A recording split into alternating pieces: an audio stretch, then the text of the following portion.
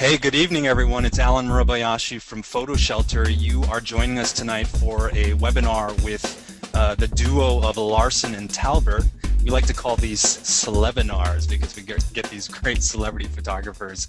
And this one is entitled Get the Shot, whether you've got a day, an hour, or just 5 minutes. They're going to talk about how they approach taking portraits, marvelous portraits of celebrities all around the US and around the world. A brief note about what PhotoShelter is, in case you haven't heard about us before. We're a service for photographers, and we build websites and tools for photographers that enable e-commerce, high-resolution distribution, searchable archives, and more. So if you haven't checked it out and you're thinking about a new website, we have a $1 trial for 14 days, which is a great way to get exposed to PhotoShelter. And that's the only pitch you're going to hear tonight. We do a lot of these educational seminars, so hopefully you'll come to the site. We have a few more lined up for the rest of the summer as well. But I want to thank you for joining us, and I also want to thank and welcome Michael Larsen and Tracy Talbert. Hey, guys. Hey, how's it going? Thanks for joining us today. We have a lot of people on the line here. Why don't we just kind of jump in and we have a little timeline. Oh, I should mention to the audience first that we are recording this, so this will be available. And the slides will also be downloadable, and we will go to our blog and we'll let you know where all of this stuff is. But Michael and Tracy were sweethearts, or at least they met each other in high school, huh? Yeah. That's right. Yeah, I was officially a little bit younger back then. I've since caught up. But I always say he used to be younger than me back in high school. But yeah, I was the yearbook photographer at our high school, and Tracy was the newspaper photographer. So we'd see each other at the baseball games and the basketball games, and always kind of see each other across the field there, and take note of each other's technique and so forth. And that's where we met. But then we both went off to college separately. And then we re-met here in Los Angeles back in 1991, 92. And curiously, neither of you studied photography. No, we didn't. That's right. I got my my BS in marketing at the University of Utah. Photography was always a hobby, but I just thought I needed more of a real job, as my dad used to say. And luckily, I changed my mind after a few years in the real world. And for me, it had always been a background hobby, since middle school.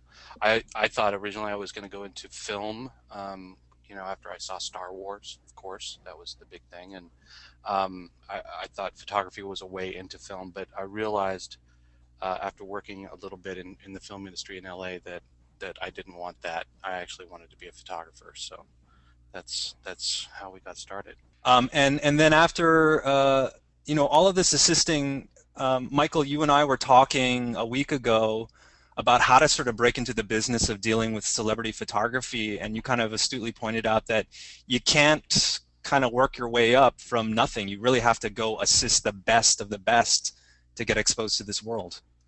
Yeah, and that was what both of Tracy and I did. I mean, when I started assisting out of college, I literally went through magazines and found the pictures of the photographers I liked most, and I wrote them down, I wrote the names down, and called them. That was back before the internet. So I literally just, did whatever I needed to do to find their phone numbers, either in LA or New York, and give them all a call and just say, hey, I want to assist you. So that was a lot of cold calling that didn't get me a lot initially, but there were two photographers who actually answered the phone back then, and they were that really made a huge difference. One was Firuz Zahidi, who you don't hear a lot about anymore, but he was a really successful, great celebrity photographer in the 90s.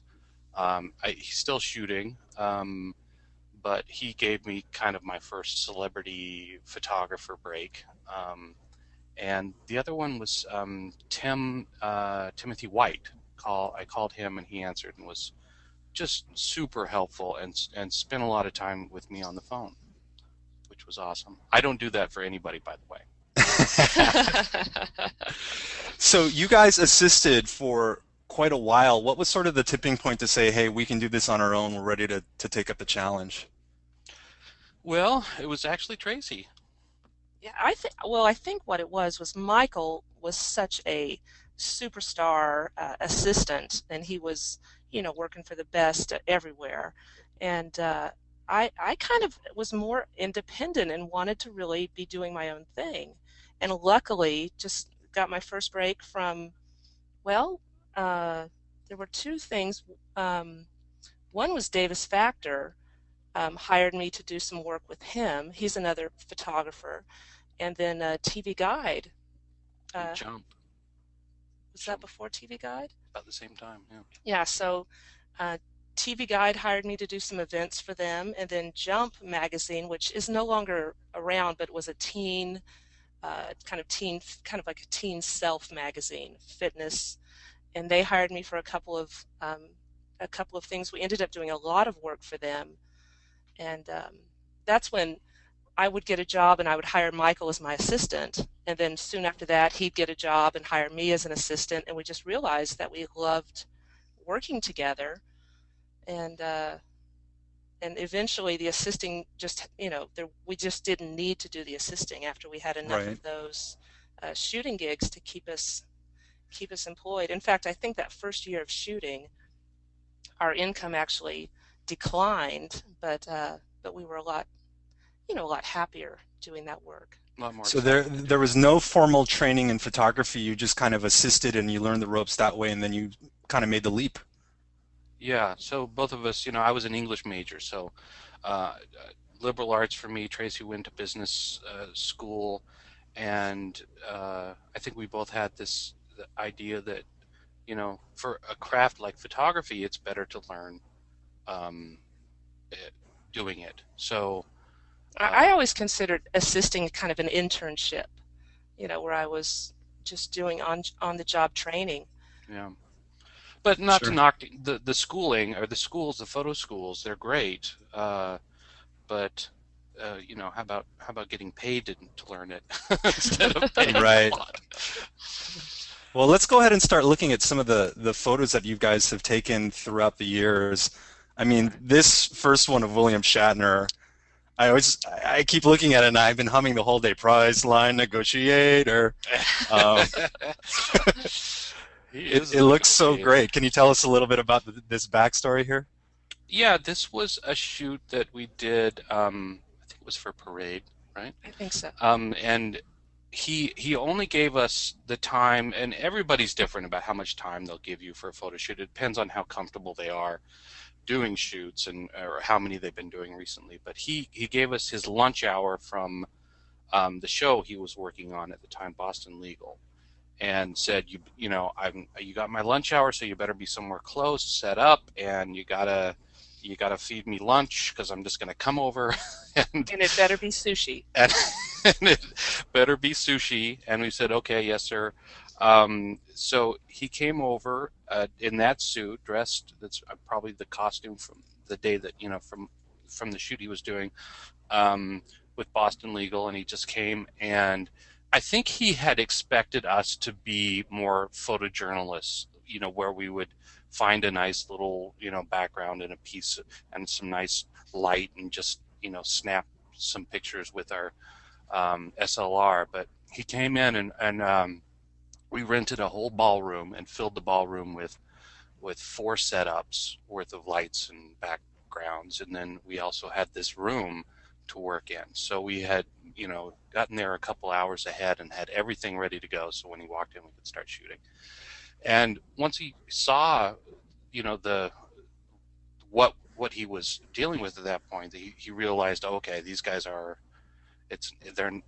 they're more serious portrait photographers. So he relaxed a little bit and started opening up. And we brought him into this room, and I said, now, how about if you kind of, pretend you're a secret agent and you're coming, you come into the room and you're scoping it out, and and his eyes just got wide and lit up. He's like, yes, that's great. That's it.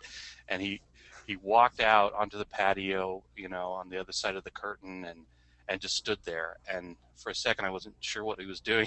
And then we realized he was waiting for us to say action. And so I said action, and he just slowly pulled back the curtain and walked through and did the whole thing. And it's just an example of, with a lot of actors we've found, they really appreciate direction because they're used to direction and they're used to Interesting. being given a character, and they feel more comfortable doing that, as opposed to someone like a musician or a politician who play themselves and they have their own shtick or their own thing that they do. Actors tend to almost be a little bit embarrassed in front of a still camera unless they have something to do. So that was William Shatner's thing. We did a lot of other stuff that he was really great at, but this we thought was one of the best. So That's fantastic. Here's Gabby Reese, former volleyball player. yeah, Great and shot. that Their was kid. her and her new baby for a body issue of Us magazine, and spend the day with her there at the beach at near her home on Maui. So one of the kind of cool perks of the job is travel and meeting, interesting, great people, and um, I love the story of her husband uh, coming up on his paddleboard from what around the other side of the island. yeah, like He had 10 miles away, he had paddleboarded up to where we were shooting, come over to have lunch with the Wow. and but they put their other daughter, who I think was like 3, on paddleboard, and off they went together. But that was great. This one I didn't even recognize until Tracy told me. This Mario Lopez. Mario Lopez. Yep. He's a fitness fanatic. I think he would agree about that. And this was also a body issue, uh, sexy body issue. And I think he does a lot of boxing for fitness, and that's what he wanted to do for the photo shoot. So we rented this gym in New York and had him come, and he had uh, he had worked really hard, to get his body nice and toned for this shoot, and hadn't eaten in like 4 days or something like that. So we had some pizza standing by for him as soon as we were done. Halle Berry, who I also didn't recognize, who looks Oh, fantastic in this image. thanks. What was the mix of film versus digital in these images, and who decides that? I'd say the client pretty much decided when we made the big break. We had been dabbling in digital for several years, and it kind of all happened. I would say it was in 2005, where Yeah. suddenly the onslaught was, the big publishers, Time, and that was probably the main one for Hearst. us. And Hearst, they just said we want digital. The photo departments decided. Yeah, there was about a year and a half or maybe 2 years where people just weren't sure about it yet, and so we ended up shooting both on a lot of shoots. And eventually we realized that they were just using the digital stuff. They weren't even waiting for the proof sheets to get to them via FedEx anymore. It was they were just going with what they got overnight, on the FTP. So um, that was kind of a relief, really. Tilda Swinton was film. I think you were asking about which of these portfolio images, which were film and which were digital. And this was film. Halle Berry was digital.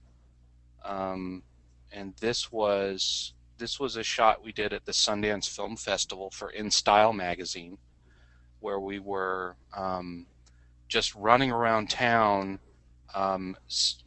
coming up with setups for the movies, the various movies that were there, and the actors that were there to promote them. And so we would set up, in this case, at a coffee shop in Park City, and then the whole cast would come in, and we would do various setups of them, group shots and singles of everybody within the coffee shop. And this was I think, a beautiful image of Tilda Swinton, although she's one of those that's hard to take a bad picture of. Yeah, and also just a fantastic actress. Fantastic. Yes. Yeah. Rainn Wilson from The Office. Is this Yeah, Dwight from The Office? Dwight from The Office. It looks a little low A little res here pixelated, on my yeah. screen, but it looks better in the full In real life. resolution. Um, he is just a really great, funny guy that we've shot several times for various magazines, and he's always willing and able to give so much to a photo shoot, which is always such a relief and a pleasure when you get a subject like this who just is going to just give you stuff. You don't have to struggle with them. You don't have to pull it out of them. They're just throwing it out at all times. So he's one of those guys that did that.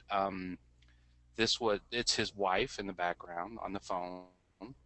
She took a phone call, and we were just shooting in their bedroom.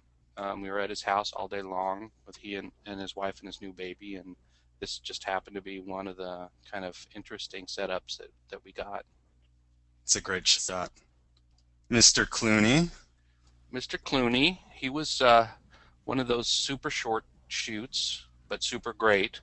Again, a guy that an actor who understands the needs of a still photographer and just gave it from the beginning. And I think this was one of our famous 15-20 minute shoots that we had to go to his recording studio where he was working on one of his films and set up a background and all the lights and everything. But as soon as he got there, he just gave it to us. So you literally have situations where you might fire off 20 frames and other situations where you might fire off 200 frames or more, it seems like. 2,000 frames sometimes. Yeah. Wow. Yeah, I mean, this was also the contrast to Clooney was this shoot with Jeremy Piven where we had all day long. I mean, as much time as we wanted, and he was happy, and we just shot we had this cool location in Malibu Canyon, an old house, and we just shot and shot and shot. So probably that was an example of about 1,500 to 2,000 images that we went through or got. So we're getting a lot of questions about technique and communication, and I guess from a format perspective, just to let the audience know, we are going to go through 3 specific shoots and talk about technique with lighting charts. And I think it starts right now. So some of the challenges and responses of dealing with celebrities. Yeah, so, well, as you can see from the slide, some of the challenges are time constraints. These are busy people, a lot of times that either due to their schedule or just their inclination don't want to spend a lot of time doing photo shoots. The other thing is space and logistics, just like we were saying with George Clooney, that you can do the shoot, but you got to come to him, and you got to deal with whatever space is handed to you. So let's see what else. The subject, the expectations. Subjects and publicists want to look great. Women want to look sexy and beautiful and young, and we have to do that. That's part of our reputation. And contrasted to that is what the client wants, which they always want something interesting and unusual and different. So you have to walk that line, and I think we do it pretty well. Who's responsible for okaying the images? Is it always the publicist first? No, that's a great question that is got kind of a subtle answer, but basically the rule is for magazines is that only in very, very rare circumstances do the subjects or the publicists get to ever see the images before they go to the magazine and or approve of them once they're there. So the rule is that the only control they have is during the shoot to say, yes, that setup is okay or that's not, or that lighting looks good or that doesn't while you're shooting it. But once it goes to the magazine, they have no control. And that's just one of the kind of hard and fast rules that Yeah. is. Our concern is always we want to please our client, which is usually the magazine, But if we ever want to work with a publicist and their clients again, we want the publicist to be happy. So that's the business of, because a publicist can, um, when the magazine calls and says, oh, we want Larsen and Talbert to shoot, your client, they can say yes or no. So that's Right. our incentive to keep publicists happy, but there is no publicist approval or celebrity approval in almost any magazine's editorial situation. So And as the shoot is sorry, go ahead, Michael. I was going to say, but that's really true only for the original shoot, the original magazine that the subject shot for. Once the images go into syndication or resale to other magazines around the world, that's a different story. Then there are agreements of them approving images and approving retouching, that sort of thing. Once Right. the original assigning magazine is done with it. Now, when I do portrait work, I'm always showing the subject what I'm shooting, if only because I'm insecure about what I'm shooting. Do you have rules about showing the publicist or the subject what you're actually doing? Well, back in the film days, we used to show Polaroids, and that was always something. It was great because Polaroids always look good. They didn't have the detail. They were kind of mushy and contrasty, and so that was a great ploy that we had used. You never want to show them something that doesn't look flattering. So we don't shoot tethered to the computer. We shoot to cards, and that helps avoid the situation where people want to gather around a computer and really nitpick. Um, so I would say very rarely do we show during the process unless it's something really gorgeous that we're super confident and proud about, I which would is say 90% of the time. right, but the exception to that would be we often do shoot tethered when it's a advertising shoot, Right. when it's something like a gallery for a network or something like that. But Because I love. I'll go ahead. oh no, that's fine. That's I love the last 2 points here in the responses. Always make the women look beautiful. Never let the unretouched images leave the office. And then our friend Phil. our friend Yeah. Phil. the ladies love our friend Phil when he shows up. It's such here. good advice. Who does your Yes. retouching? Is it in-house or are you outsourcing that? It's Or is that a in-house. trade secret? Okay. It's all in-house at this point. There was a time, before the skill levels got high enough that we would rely on other people. And a lot of times back in the day, the magazines kind of demanded that they handle all the retouching. They would never want photographers to do it because they had kind of deals with retouching houses to Right. do it all. But now they've become a lot more flexible and willing to do whatever photographers want to do. So this first assignment that we're looking at is a shoot you did for Self Magazine with Jillian Michaels, who I saw a photo of today from high school when she weighed 175 pounds. Oh wow, I couldn't believe it. that's Yeah. amazing. Yeah. So before we reveal these sort of after photos, if you will, tell us a little bit about the budget and the time here. Well, this is one of those great. I mean, it's the ideal assignment because you've got a beautiful woman, and basically they say, just make her look great. She's got to be doing these exercises, but really the only directive was make her look great, and we want a blue sky. And so that was, other than that, budget was not really an issue. Time was not an issue, and location, it was just all up to us. So That's that's always fantastic. a relief when you get one of those.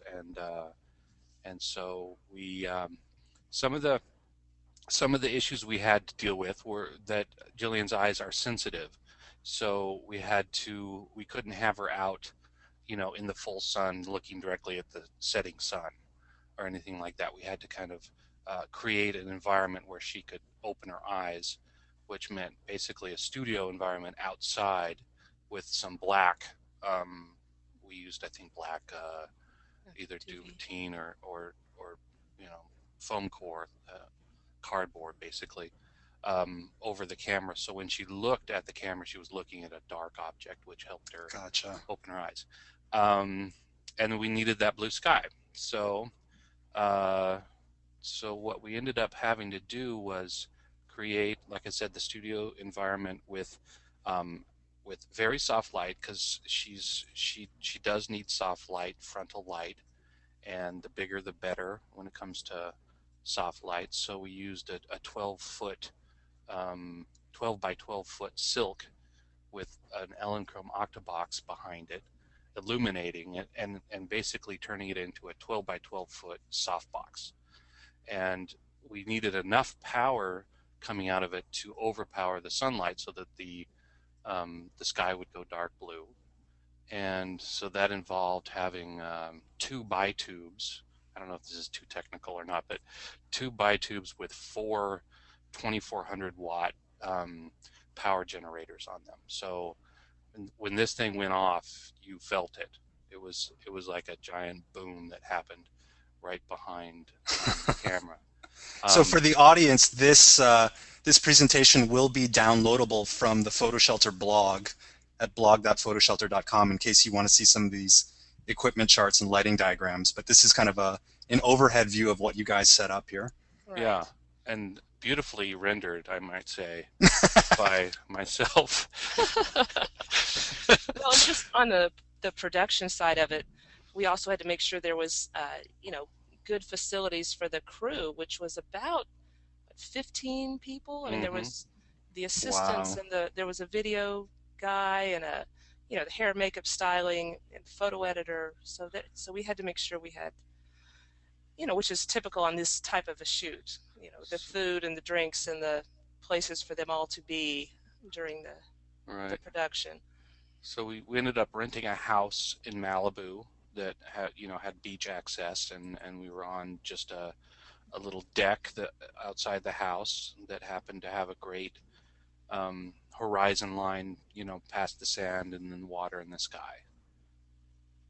The shooting, I understand the silk overhead to sort of diffuse the overhead light and soften the shadows. I haven't seen the huge Elinchrom octa then shooting through another silk, but as you mentioned, it's just the largest light source you can get to sort of make everything soft, I guess. Yeah, that's exactly it. Just as soft and diffused as possible. We've been doing this technique for several years. We call it our big light. And whenever we're shooting women and we have the space to do it, because you need 12-foot ceilings, we like to do that. And it's just a really beautiful, wrappy, kind of creamy light that is fantastic. So here's the big reveal. That looks like it's in the studio. It's fantastic. Yeah, I mean, essentially it was. It was that classic kind of, thing that Annie Leibovitz came up with many years ago, where you take the lights outside and control the ambient, and light them with the strobes. So yeah, just to get that blue sky. In fact, on this one, I think on the full length you see the darker blue sky a little bit better. But Right. and that was the other thing that was a challenge for that setup as well. Not so much with this because she had a ponytail, but it was really windy that day, and so her hair was just flying everywhere. So we used a fan to actually blow it against the wind, blow it back away from her face. But we often use a fan anyway that just gives the hair a little motion, which is nice to see. And you were using the Canon for this Yeah, this this was particular a one? 5D Mark II. Um, Gotcha. we wanted a little bit more file size because we knew they were going to be cropping into the images for their layouts. So we wanted to give them a little bit more oomph to the file. When you have a crew that is as big as you mentioned with 15 people, are you doing sort of the logistical planning yourself, or do you have a production manager? Well, this was one of those great ones where the photo editors set things up. We're in charge of the photography end of it, but they set up the caterer, and they actually hired a producer. That's an example of the wind kind of going crazy. And so there was a lot of shooting to get the hair to kind of be good. But so in this one, there was a producer hired, and the producer had a production assistant, and it was their job to make sure that everyone was there and comfortable, and the catering got there, and they helped us move furniture off the deck, and the production assistant, poor guy, was out there raking the sand at one point to make sure it looked nice, and Oh, wow. it was a very comfortable shoot with lots of resources and help, which is Yeah, nice. I would say that's definitely a job to job variable. There have been jobs where we've done all the production and had to hire all those people, and spent many days prepping a job or searching for a location ourselves. So it is always a treat when when someone handles it all for us. And here we are with the actual spread. Yep. There it is. And I assume they had specific poses that they wanted to kind of capture. Yeah, with these, they start with a series of exercises that have a theme, and obviously Jillian knew. I think she was the one that came up with them, so she knew what they were, and really, it's just like, okay, click, position one, click. Yeah. There wasn't. You don't have to shoot a lot on these because she knew exactly what she was doing, and looked great, and uh, you know the fitness editor was also there kind of watching, and then afterwards they did a little video which they put up. That's the new thing, is putting up video on the website. So there's a little video on the self website of this Hmm. same setup. And setup number 2. Oh, this is a good example of within one shoot how you can go from $10,000 worth of equipment for the shot to a piece of cardboard, which is Yep. what this was. Yep. This was literally a piece of white foam core bouncing back into her with some backlight on the beach. So that you don't necessarily need all the equipment to get a great shot. And this particular image and some of the other ones where, it's more just kind of torso, was there a specific shot list that you got from the magazine to say, hey, we need a couple of lifestyle-y images? Or is this just stuff that you thought would make good sense to shoot? Well, part of it is they needed some nice portraits of her because she is a contributor to the magazine. So they're always looking for, that nice thing they can fill in when she does a story for them.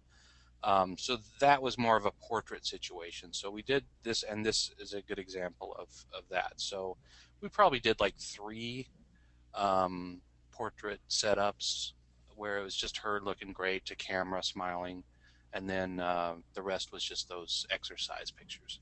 And color correction aside, was there a lot of retouching on these images, or are they pretty close to what came out of the camera? They're pretty close. I softened her smile lines a little bit. She's got kind Yep. of deep smile lines.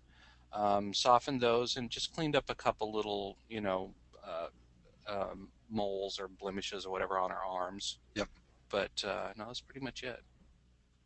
That's cool. A couple people are asking about kind of pricing a job. How much of that is dictated by the magazine just saying, hey, this is the budget, versus you negotiating? Well, yeah. I mean, more and more so, the magazines are saying, this is the budget. Do it. This is what you got. Good luck. Or in this case, it was, we know what our fees are and so forth, and what our assistants cost, and we have to tell them how much we think the equipment will be. But we're not even in charge of the overall big budget, which includes hair, makeup, stylists, clothes, sometimes catering, the producer on that. I mean, we weren't even involved in that, so that was all on top of the bill that we gave them just for our work. So sometimes you're just a little part of the overall budget for a shoot. This next assignment, a bunch of images of the actress Keira Knightley in London. You got to fly to London for this. Yeah, this was one of those, again, one of those great perks to the job, and they sent us to London for Parade magazine. Um, we did a little bit of research beforehand, and we found a good assistant. And I think we had email at that point, I think. Yes, we did. I think that was um, just 2000. Was it 2005? It 2004 wasn't, or or 5. four maybe. Anyway, so we found a great assistant, and then we flew there, and that was it. So once we hit the ground, we had 2 days to find a location, get the rental equipment. We just flew with our cameras. Um, Back then it was RZ, Mamiya RZs, and so we had one bag of cameras and some clothes, and that's all we brought. So we had to get there. We met the guy that we had hired, who was fantastic, and he brought us around town, and we did location scouts, um, and the magazine helped us set up the hair and makeup and the stylist and everything. And we found this great old house in London, this old, what used to be a mansion, but now had been a little bit dilapidated by one of those royals that had lost his money, I think. Yeah, I think it was it a lord? He was a lord of some sort. Really nice guy, but he was basically just renting out the family house for events and parties and photo shoots and stuff. So we found that and ordered equipment from a local studio.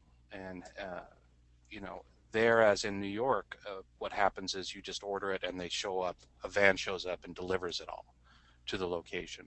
Was it a little nerve-wracking dealing with rental house and assistant that you hadn't worked with before? Yeah, it was, but I think, like we talked about, we just had a trust in the kind of universal professionalism of photography, and we had to, because we didn't have time to kind of you know to develop relationships with anybody. So we just had to trust it, and it worked. It was great. Hair and makeup people, everybody showed up on time. Keira showed up by herself, had driven Wow. herself, no publicist. Was just wonderful and eager to do whatever we wanted, and one of those amazing Yeah, subjects that just gives and is beautiful. So really So a these are dream shoot. obviously film yes, Kodak portraits. Is that kind of the favorite film stock? that was what we used for years. Yeah, it was Portrait 800. So all this is 800 ASA, ISO, um, and that was our standard film. Even with in studio with strobe, outdoors, whatever, we would use this because it was very creamy and very forgiving in the skin. It didn't have the detail. For women, you don't want detail, especially. Yeah.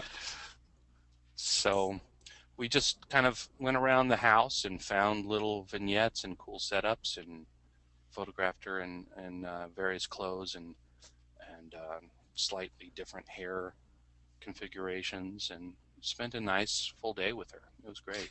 We have a question from David who wants to sort of know what makes a good assistant. What should they be aware of? Since you've played both sides of the assistant role as well as the photographer role, what do you look for in an assistant? I think the main thing we look for, Tracy, tell me what you think, is an attitude. Um, Not in as in attitude, but the right attitude, which is kind of a yes, sir, anything you'd like, you know, you say so and I'll jump sort of attitude is what we look for.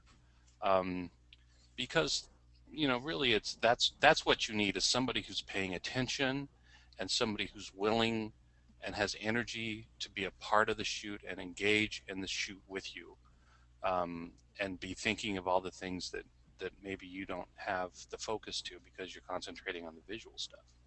I think that was a surprise when we started shooting, because as assistants, the joke among assistants is always, yeah, the photographer's just back there pushing the button while we do all the work, And Right. when we started shooting and realizing all of the production and the details and the publicist and the PR and those little things that are going on, not to mention trying to actually frame and set up these photographs and keep your subject happy, and that it's so great to have an assistant who is really saying, doing those detail things like remembering to test the packs and make sure all the details are working and not arguing with you or questioning your judgment, especially people you haven't worked with much.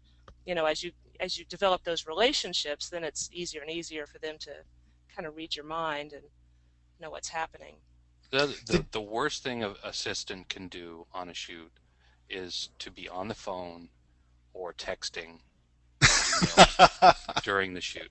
At least in view. If Right. they walk away and have to do that, that's great. But, they should be paying attention to the photographer and not bothering the subject is the other big no-no on a celebrity shoot. Right, right. This is a lovely photo. We have a lot of people asking how you lit this. I don't remember. No, I'm kidding. That's the big light. That's the big light. Oh, wow. We set the big light up in the big main drawing room of this mansion. And I don't know if we were able to get a full 12-foot span on it or not, but sometimes you go 10 feet or whatever. But yeah, that's that. That's the Ellen Chrome behind the silk. This was a Parade magazine shoot. Did they have a specific shot list? Who was responsible? There's so many wardrobe changes here. Wanted to call it costume. Well, and was that something you organized? That's something that for certain magazines, and Parade is one, we always know they're not going to run everything we shoot. And we like, if we have someone who has some time, we like to give the magazine plenty of options, knowing that whatever they don't run, it hopefully will have a future life. Yeah. Mm-hmm. So there usually is some sort of direction from the magazine. I think on this one we went a little bit more fashion-y than they would have liked. Parade and magazines like People and Parade, they like the clothes, if they're doing styling, to be very simple, very colorful, no blacks, no whites, no patterns, that sort of thing. But when you get to the shoot and the stylist has brought a rack of clothes, a certain kind of clothes, and the subjects like and try on and say, I really like this, then it's really hard to say, oh no, sorry, we can't shoot any of that stuff. So in this case, it all just came together with a beautiful woman, really cool, fashion-y clothes and jewelry and hair and makeup, and we just let that happen. So it's always, the plans for shoots sometimes go out the window during the shoot, and that's just one of the things that happens, and you just deal with, and sometimes wonderful things happen that way. So Everybody wants to know how you got such selective focus on the eyes and the face in this shot. This is I guess a medium format Mamiya. Yeah, Right. That being part of it, right?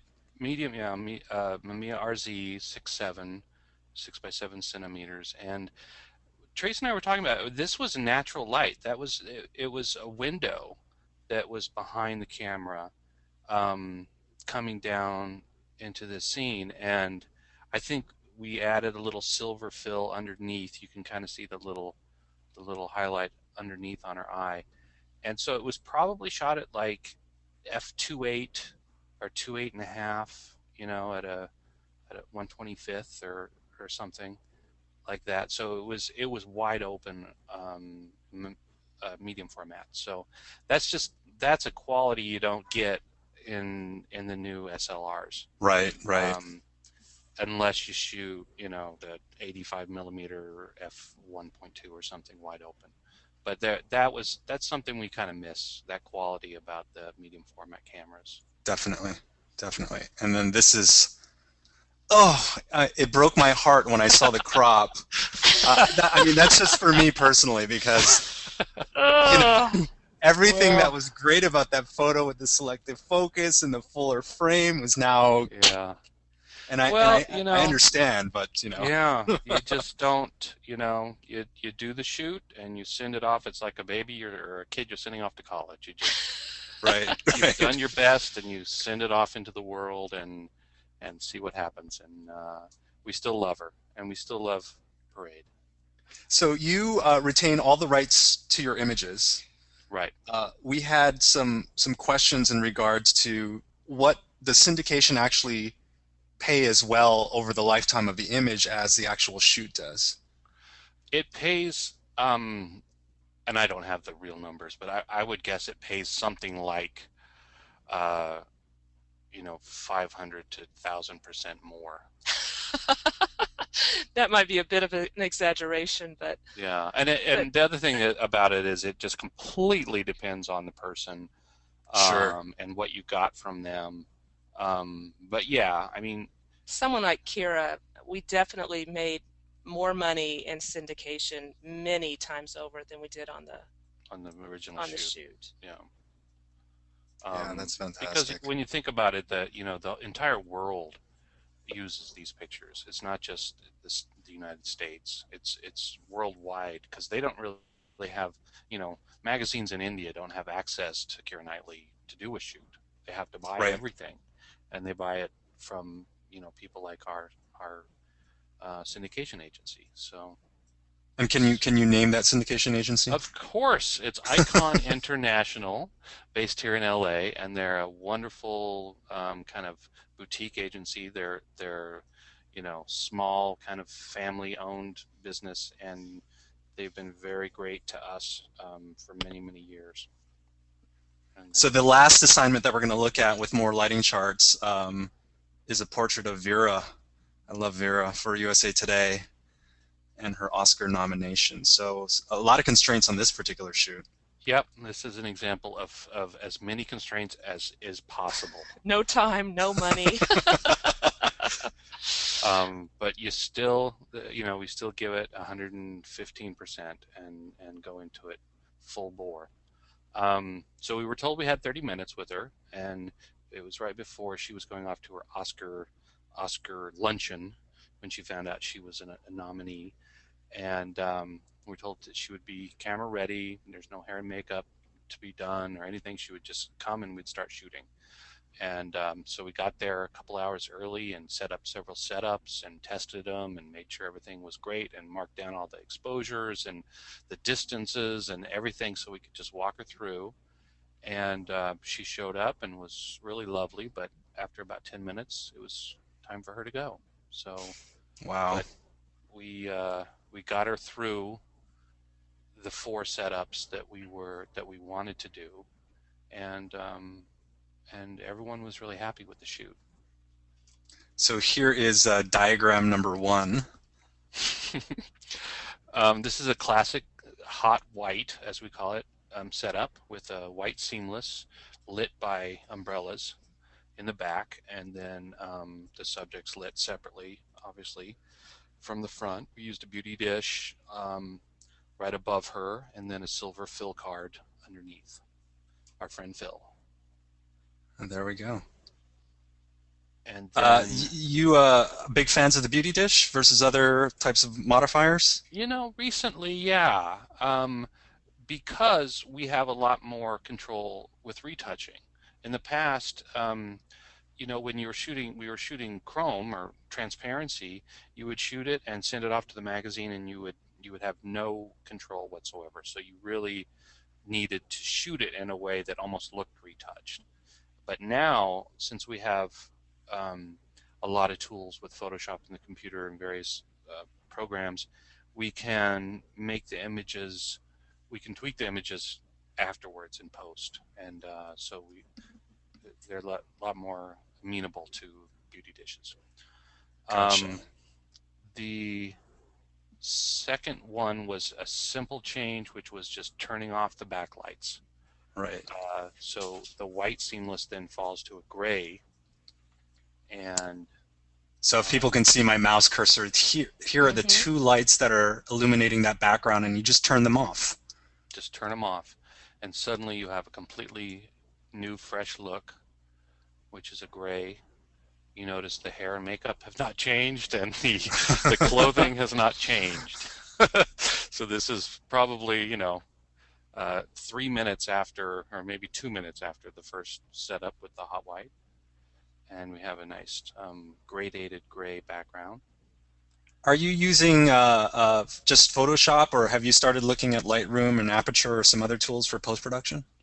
Yeah, actually, we've started using Lightroom for preparing the JPEGs that go to the client, and then that's what I was really talking about. Is there are a lot of tools within Lightroom to really make those JPEGs, which are editing JPEGs. They're the low res ones that go just for them for placement to choose the image, to make those really beautiful and uh, you know that look great on their own. And that's the main tool we've been using for that is Lightroom. We And just we're got seeing a little bit of, I don't know, I wouldn't call it vignetting, but the top and the bottom of the gray background look a little bit darker. Is that just the fall off from the beauty dish? Yeah, that's the fall off from the top, and that's intentional. So it's the placement of the beauty dish, the feathering of it gives you that nice, almost like an inverted fall off. So Hmm. you would expect it to be a little hotter on top if the light is above her. But if you adjust it right and kind of aim it carefully and feather it, then you get that nice fall off from the top. The bottom, I think, is more a shadow of her, is her Gotcha. shadow being thrown on the paper. What size silver bounce are you typically using? Is it a huge bounce card, or is it just kind of one of those round guys? It's actually just a piece of cardboard that we get in LA. We use a lot of film products, and this thing is called a show card. So it's literally what is it Right, about? 3 by 4? Almost, what is this? Yeah, Three it's about by 3 by 4 feet, and it's kind of a flimsy piece of cardboard with a silver side and a white side. we Gotcha. just Well, and if we it just works. yeah. Yeah. And she's what, about six to 8 feet away from the background, Uh, if that? yeah, probably eight, probably closer to eight, Okay. really. And that does affect exactly. That's a good point because the further away you are, she was from the backdrop, the darker gray it would be. So you just kind of, play with it and see where you want to place that gray. Here is setup number 3 Hmm. with Beautifully our rendered old again. beautifully rendered with the big Octabank. Back to the Yeah, Octa yeah. for this. Okta came in on this one, and so it's just actually just one light. It's the Okta light coming, kind of washing past her, silver fill bouncing up into her, and then a white foam core, piece of white foam core on the other side filling her. And There's the shot. yeah, and that's one of those, you know, technical secrets is that a lot can be accomplished by a piece of white cardboard. Yep, for sure. On that beauty dish shot, the first one, do you guys use that little sock that goes over it, or a grid, or is it just straight beauty dish? That had the sock for women. We always like to use the sock, which just gives it that soft, hard look, Hmm. as people say. Um, yeah. And this Octa, at least in the way that you've drawn it, it's sort of facing the camera a little bit. Did you flag it off to prevent any flare on the camera? I probably had an assistant standing there just just making sure that there wasn't any flare, but Yep. I don't think we had a flag set up on that. I Okay. think it was just doing its thing. And then setup number 4, which is, I think, probably my favorite image. Huh. This is cool. Like the Dyna head drawing. Like, what is that? So What is bare that? head for It's this a guy? bare head bouncing into a wall that was outside the door. Again, one of those things where you don't have to overthink stuff. Uh-huh. Sometimes just bouncing a head into a white wall or even a cream colored wall or whatever does the job. Um, and I think that one of the goals here was also to keep the aperture as open as possible for the soft focus, and so we were looking for something about 2.8 to 8.5, and that helped us that we were bouncing light instead of going direct. I like the tape line on the floor. I guess Yeah, again, because you're moving Hmm. so fast, you have to know exactly where the focus and position is going to be. Exactly, and that's part of being prepared. You know, you get there 2 hours early. You go through all the setups. You put tape marks where she's going to be. You meter it all. You know exactly what the settings for the camera are. You make notes. Assistants help you as you move through the setups to make sure that you're set correctly. You know, we're seeing some pretty specific technical questions about, white beauty dish or silver beauty dish or all these kinds of things. How technical do you guys get about equipment selection versus just saying, here's a look and here are tools in our arsenal that we know what they do and so we can create a shot? I think it's really the second that you're talking yeah. about because we, although we own a couple of strobes, some Dynalite stuff, really every time we go into a shoot, we're renting. So you're never really sure exactly what you're going to get, and especially like when we were in London, we didn't know for sure what we were going to get. So you really rely on your instincts and your experience with the material and general principles. You know, soft light versus hard light, mediums hard light or whatever, and so that's really how we approach things. It doesn't, you know, we could work with anything.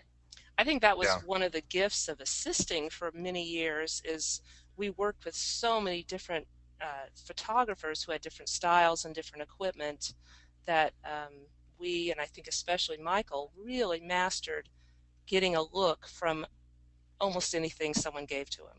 You know, right, here's right. like MacGyver of lighting, kind of. Not the So, MacGruber of lighting, I hope. No, Yeah, MacGyver of lighting. no, but not that explosive. No. some bubble gum and a flashlight is all we need to really In get the. in this particular shot and some of the others, something as subtle as she's crossing her legs over. Is that Mhm. something that you directed her to do to give more of a kind of a pensive look, or is it something she just does naturally? Um, she Tracy might help with this, but I think she was really she had uh, a perspective of how she wanted to present herself on this shoot, and it really carries over throughout all the pictures.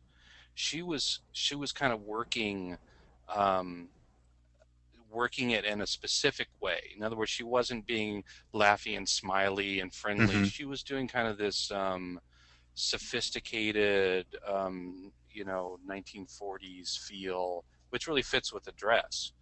But And um, and and a I lot. think, oh, I'm sorry, I didn't mean to interrupt, I but was going to say a lot of times you just subjects will come to the shoot with a vibe and you just go with it. You just make that the thing and you don't try to fight against it. And in this case, she was beautiful and poised and knew how to move and again one of those just treats to shoot.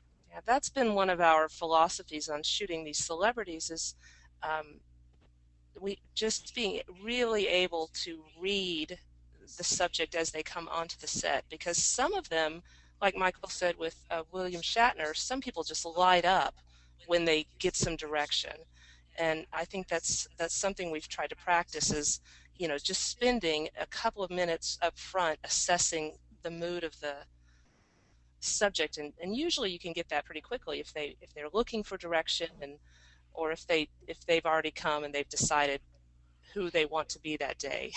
And that's Right. that's our job then to jump out of the way and just Let it happen. document who they are. So you guys are working as a team. I know, Tracy, you took some time off to raise the kids, but when you guys are on a shoot together, who's doing the shooting? How does that partnership work out for you? That has evolved because we've had shoots where we literally stood side by side shooting different angles or um, that sort of thing. uh, Lately, like you said, Michael's doing all the shooting right now, and I'm chasing after our 5-year-old kids. But it's been fun to be able to trade off shoots. A lot of times when we arrive on a set, I'll see something I really like, and he'll say, "Okay, you take that one. I'm going to take this over here," Right. and then we stand there and our extra eyes for each other. Yeah. And the other thing that was really helpful when Tracy was on the sets more often before the kids was that she would take on the relational role. So she would be dealing with the subjects in the hair and makeup room or with the stylists and working with the publicists and kind of keeping them occupied with talk so that they stay out of our hair. And I was the one, working with the assistants, setting up the lights and dragging the sandbags out of the van and doing all that stuff. So it was a great, um, well, it still is, but it was a teamwork that really worked well, so that neither of us were too distracted by all the hubbub that happens on a shoot. The business has obviously gotten a lot tougher with the economic climate and the shuttering of a lot of magazines. Can you kind of talk to us how you've evolved your business in this climate? Have you seen kind of really drastic work for hire type contracts, and what are you sort of doing to preserve this as an occupation? Well, we have not seen a lot of work for hire, which is surprising. But what we have seen is a lot of flat rates, a lot of surprisingly big magazines that would come to you and say, we have $2,500 for this shoot, period. So can you do that? And um, so that's kind of the financial pressure that we've seen. And our philosophy is just to keep working and do the best we can. So we take some of them if we can do it. If we feel like we can still make money, we'll do it. We've also tried to expand out into more lifestyle shooting, so that we have a bigger pool of clients, and also just promoting. In the past, maybe we would, if we didn't have shoots, we'd be relaxing and goofing off, going to movies and stuff. But now every single day that's not a shoot or a post-production day is a promotion day. And so it's just all day long, coming up with promotions, improving websites, improving blog, staying up on Twitter, all that stuff, that now is available to you to do on a daily basis. So in a way, it's harder work, uh, but if you're up for it, that's what you got to do. Is the mainstay of your business kind of pre-existing clients plus referral, or do you actually get kind of cold called because your promotions are effective? I would say both.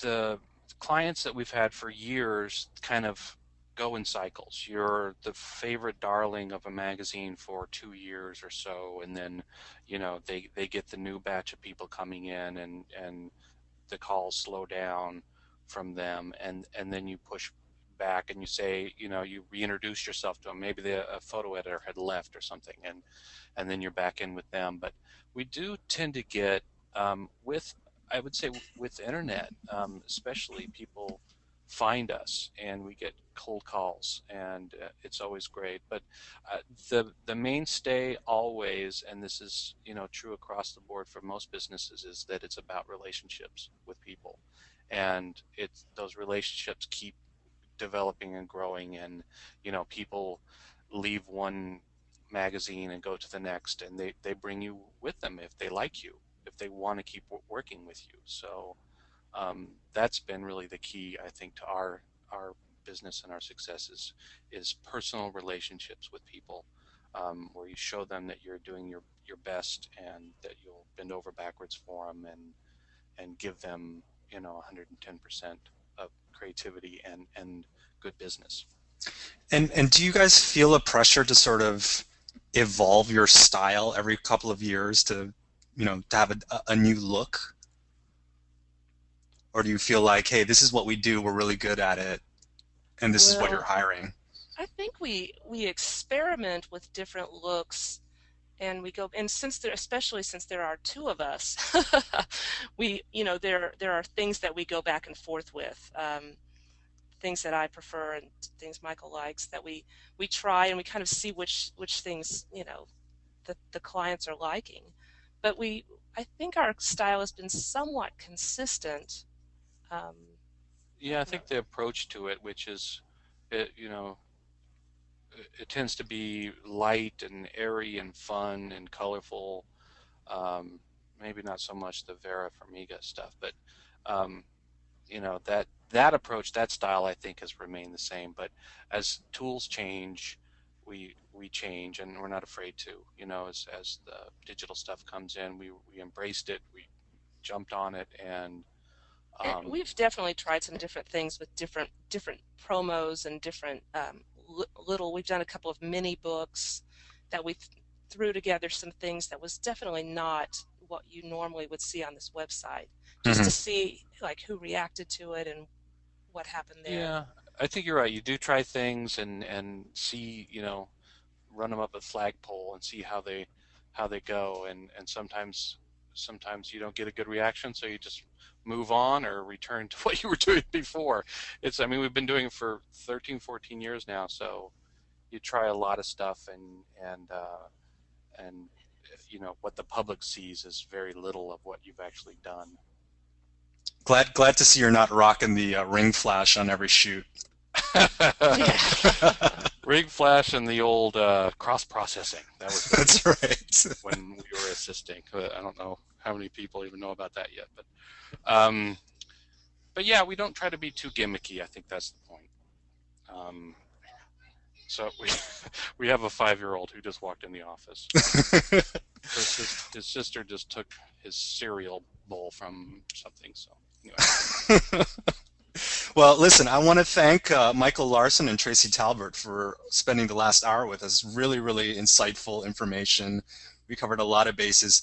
This will be available as a recording in case you came in late, and we're also going to have this presentation available as a download. So thanks to Larsen and Talbert once again for allowing the audience to download this material. But hey guys, best of luck to you. Thanks so much for joining us, and thanks to everyone in the audience for joining us. And check us out on PhotoShelter.com and at LarsenandTalbert.com.